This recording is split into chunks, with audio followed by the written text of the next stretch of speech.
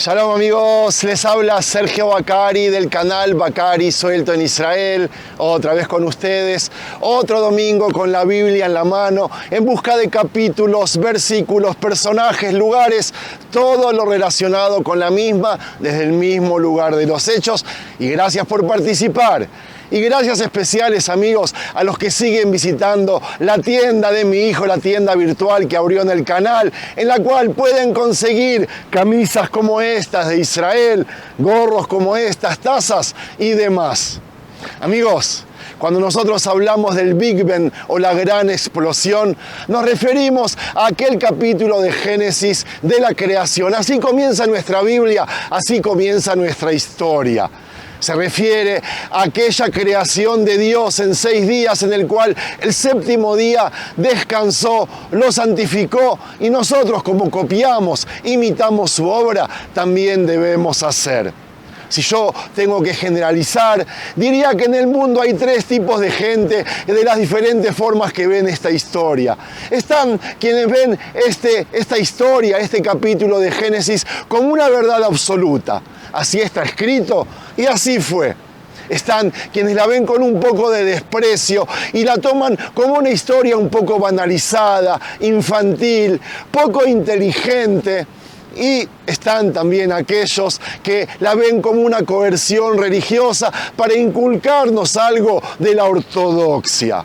Yo creo que los que ven, agregaría, digamos, que los que ven esta historia o este relato como algo independiente, están perdiendo el punto principal. El punto principal, lo que yo quiero demostrar en este video, no es algo religioso, sino algo social. Sí, amigos, esto sirvió como base para dar lugar a una larga serie de leyes sociales únicas en la historia de la humanidad, y no exagero, se los voy a demostrar. Leyes sociales y morales que intentaron y consiguieron reformar una sociedad y transformarla en más justa. Y yo digo que ojalá esas leyes se pudieran aplicar incluso en estos tiempos en muchísimas sociedades que aún desconocen de este fenómeno. Por eso a este video yo lo llamo la gran explosión, pero no de lo que ustedes imaginan, sino la gran explosión de la creación del mundo en estas leyes sociales que yo voy a dividir en 3. No les dije, pero estoy en un lugar que se llama Hof HaSharon. Aquí detrás mío el mar Mediterráneo, que según las leyes de la creación, según el Génesis, cierto día y antes de que comience el mundo, todo esto estaba junto, tanto el cielo como el mar. Y ahí se produjo la gran explosión, que enseguida les paso a explicar. Amigos, gracias por participar. Qué belleza el mar Mediterráneo. Amo Israel, amigos, y eso no es secreto. Creo que esta es la mejor escenografía para contar sobre la creación. Y les cuento de que el libro de Génesis comienza con la historia de la creación de la siguiente manera. Dice que Dios creó al mundo en 6 días y santificó el séptimo porque en él reposó de toda su obra. Esta es una de las cientos de historias de creación contadas por los pueblos antiguos que vivieron hace miles de años en Egipto, Mesopotamia, Grecia, China, Japón, India, Australia, qué sé yo. La pregunta común que surge de todas es ¿cómo se creó el mundo? Y esta es una pregunta fascinante porque indica que los antiguos pueblos, al igual que los astrofísicos actuales, sabían que hubo una etapa en la que el mundo en el que vivimos no existía. ¿Cómo lo supieron? No lo sabemos, pero es un hecho que ellos sabían. Es un hecho que hicieron exactamente la misma pregunta que se hacen hoy en día los mejores científicos que estudian todo el universo. Pero mientras nuestros científicos tienen enormes telescopios y computadoras sofisticadas y las respuestas que dan se basan en cálculos y mediciones, los antiguos decían que los dioses en los que creían crearon este mundo.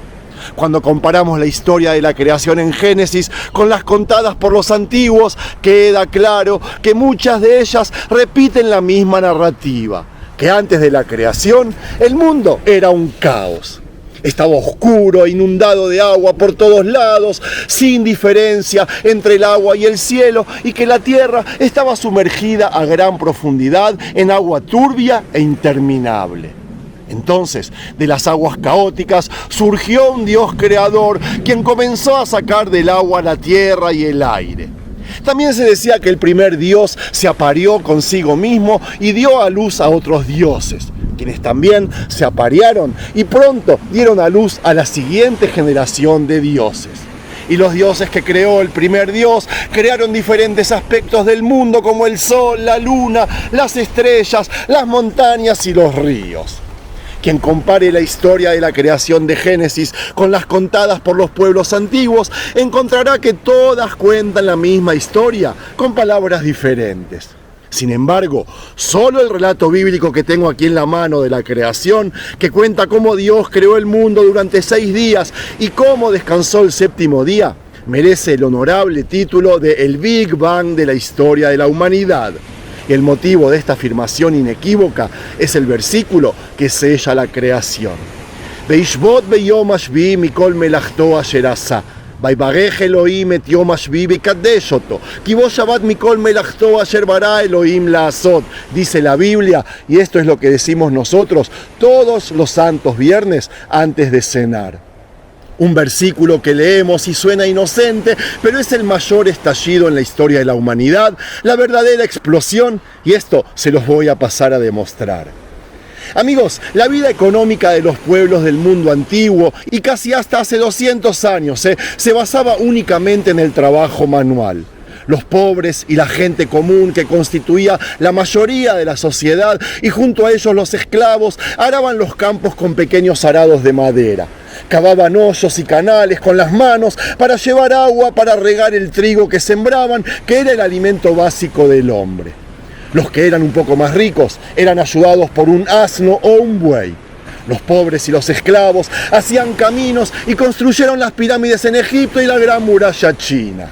Todos sabemos que Cristóbal Colón, que vivió hace menos de 600 años, es recordado como uno de los exploradores más importantes del Nuevo Mundo, lo cual es cierto, por supuesto, el descubridor de América.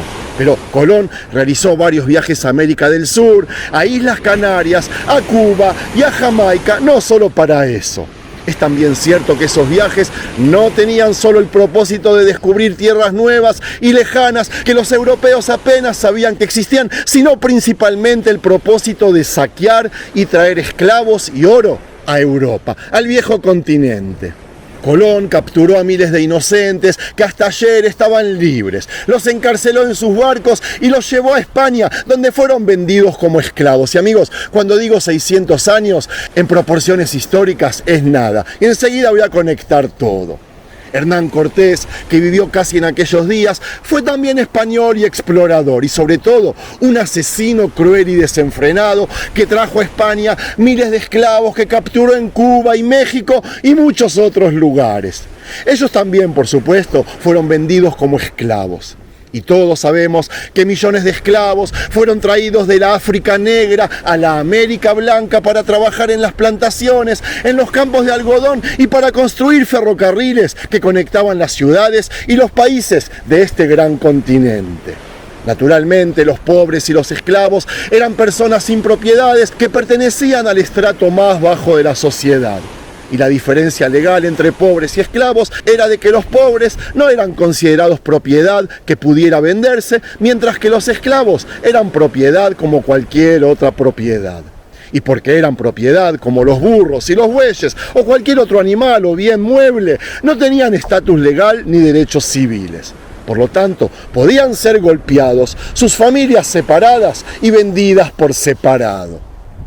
Los niños nacidos de pobres y esclavos comenzaban a trabajar a la edad en que nuestros hijos van al 1er grado por la mañana y se conectan a sus teléfonos inteligentes por las noches.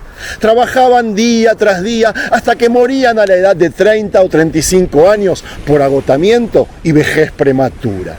Esta realidad existió hace 4000 años en Egipto y China, hace 400 años en Europa y hace 200 años en la América actual en la que muchos de ustedes viven. Y esto no es una crítica, amigo, son datos, son hechos.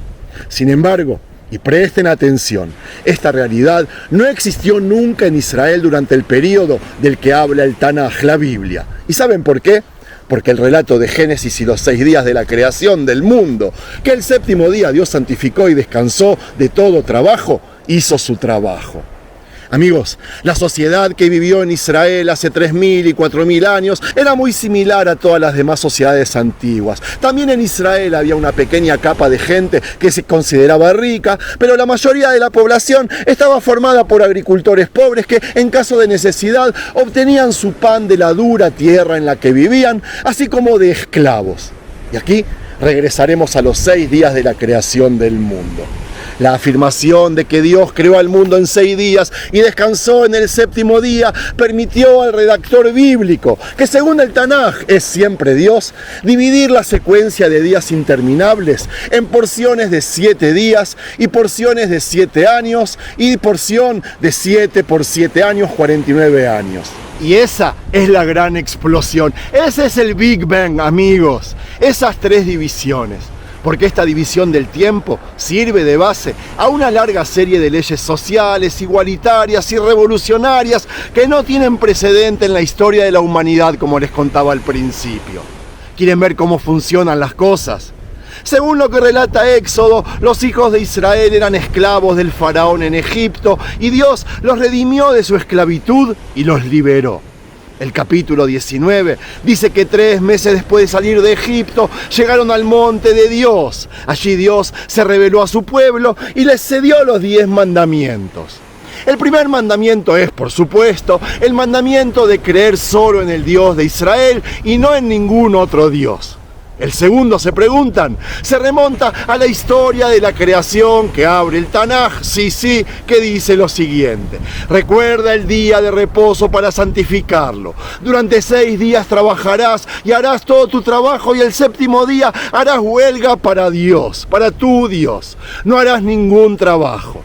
Luego viene el desglose de quién está obligado a tener un día de descanso y dice: ni tu hijo, ni tu hija, ni tu siervo, ni tu sierva, ni tu bestia, ni el extranjero que mora dentro de tus ciudades.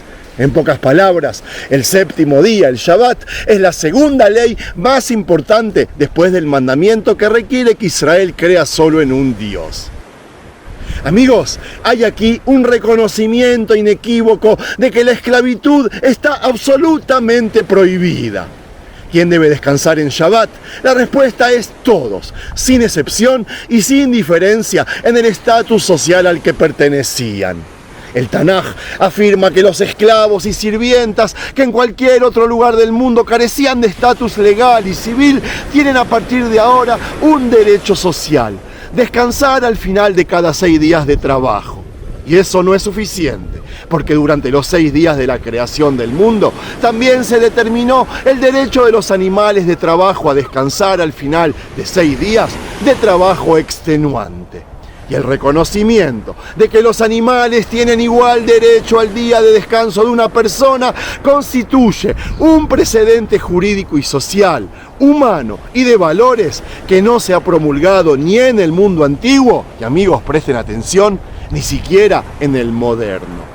La división de la secuencia de días infinitos en porciones de 7 días avanza a la segunda división del tiempo, que es en porciones de 7 años, como les dije.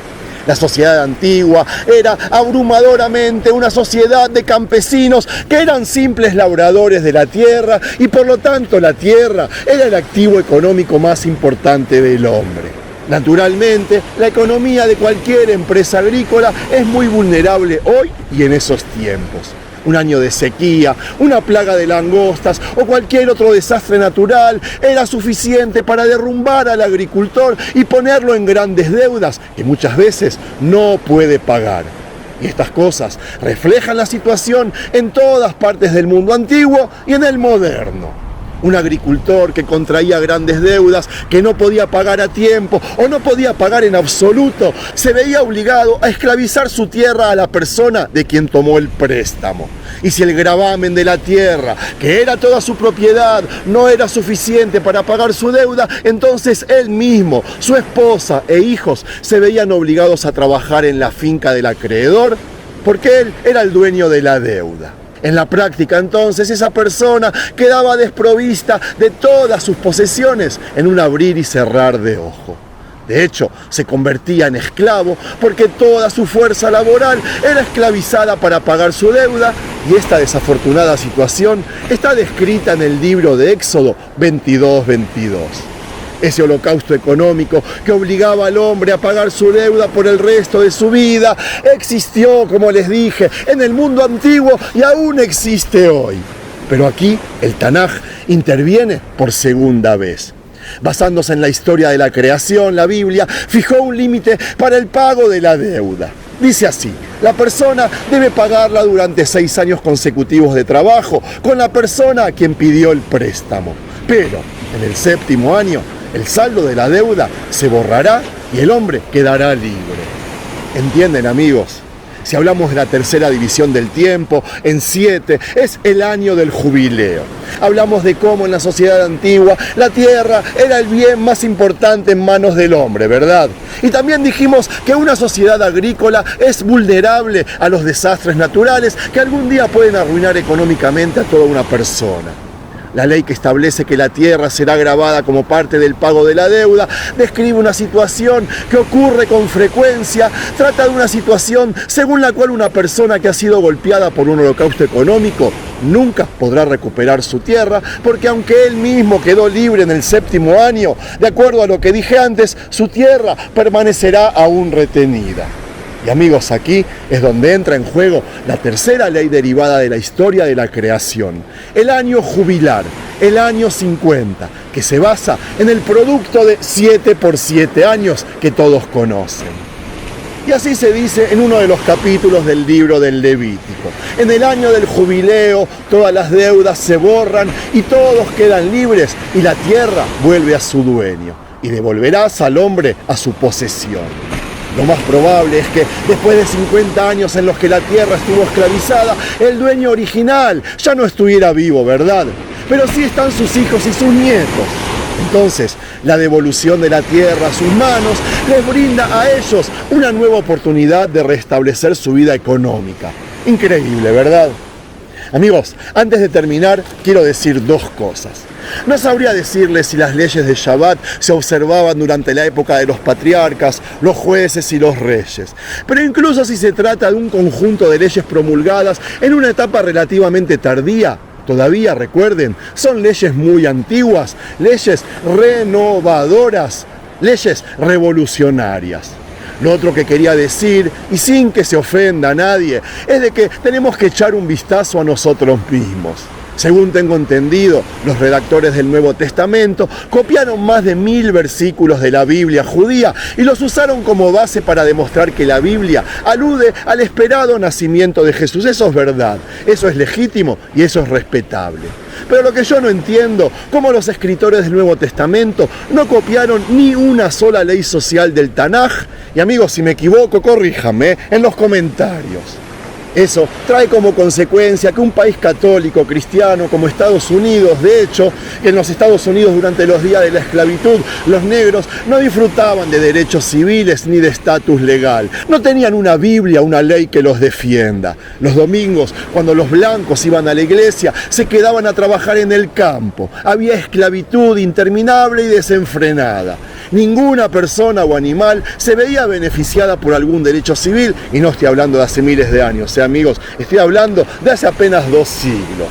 Lo digo solo para que lo tengamos en cuenta. Y ahora sí, llegó el momento de terminar, y yo, con esta hermosa vista del mar, quiero terminar afirmando que a pesar de que la historia de la creación es la base de una larga serie de leyes sociales, revolucionarias y sionistas que ni el mundo antiguo ni el moderno conocían, merece llevar el título de el verdadero Big Bang o la verdadera gran explosión, con todo el respeto que se merece. Y yo creo que les acabo de haber demostrado mi teoría. Si es que les gustó el material, no se olviden de regalarle un me gusta. Los quiero mucho, amigos. Shalom.